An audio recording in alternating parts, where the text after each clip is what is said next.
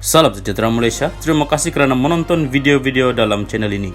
Sebelum kita mula, jangan lupa untuk tekan tombol subscribe, share, like, dan komen. Let's go! Salam sejahtera dan selamat malam. Berita seterusnya dipetik dari Malaysia kini bertajuk Saya Mahu Keadilan, Saya Diaibkan, Dizalimi. Berita penuh. Bekas Timbalan Perdana Menteri, Datuk Seri Dr. Ahmad Zahid Hamidi memberitahu Mahkamah Tinggi hari ini bahawa Yayasan Akal Budi YAB telah menyumbang lebih RM109 juta ringgit untuk kerja-kerja kebajikan, sekaligus menafikan dakwaan-pendakwaan tiada satu sen dana yayasan itu digunakan untuk membantu orang miskin.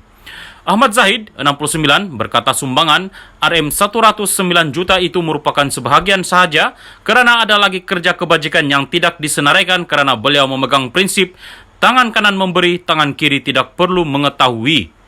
Di hari Jumaat ini, saya tidak mahu menyangah sebarang pernyataan mana-mana pihak.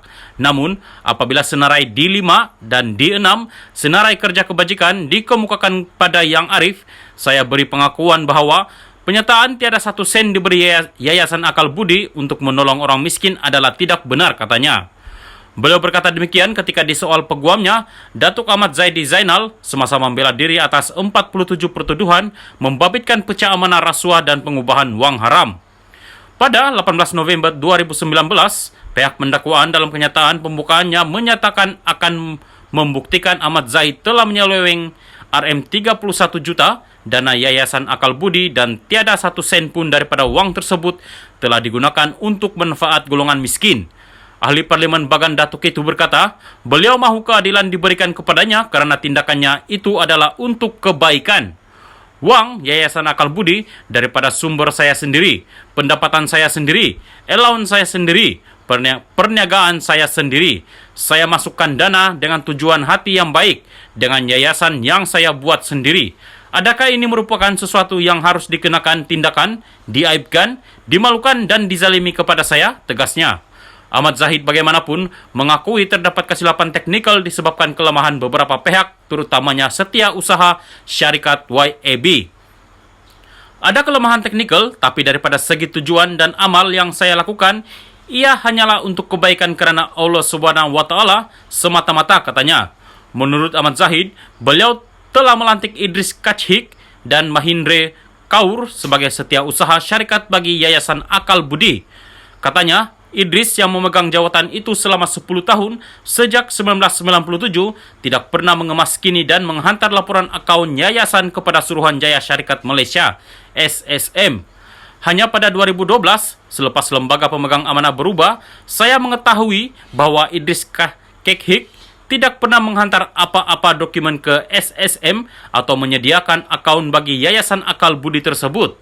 Pada 2012, Mahindra Kaur telah dilantik menjadi Setiausaha Syarikat bagi YAB yang menggantikan Idris Kachhik. Namun, di mahkamah ini juga barulah saya mengetahui bahawa beliau ada menyediakan dokumen pertukaran pemegang amanah, dokumen perakaunan dan lain-lain, tetapi tidak menghantarnya ke SSM, katanya.